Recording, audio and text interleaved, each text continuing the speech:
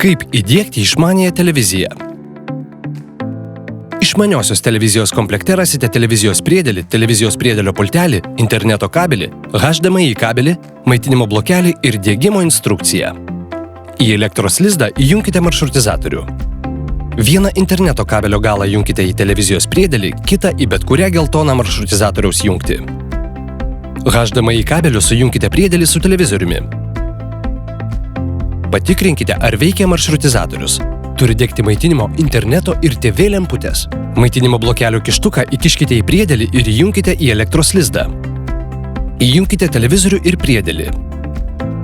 Jei televizorius nerodo vaizdo, spauskite televizoriaus pultelio mygtuką AV TV AV, Input arba Source.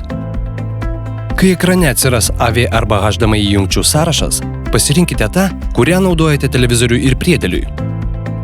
Jei televizija neįsijungia ir turite senesnio tipo televizorių, televizijos pultelyje spauskite AV, AV Mode arba AV TV mygtuką.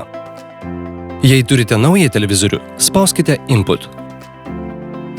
Kai televizoriaus ekrane atsiras pultelio vaizdas, paspauskite mėlyną ir OK mygtukus. Televizoriaus pulteliu suveskite pasirodžiusius 4 skaitmenis. Sugalvokite ir įsiminkite 4 skaitmenų slaptažodį, kurio prireiks užsisakant kitas paslaugas. Spauskite OK.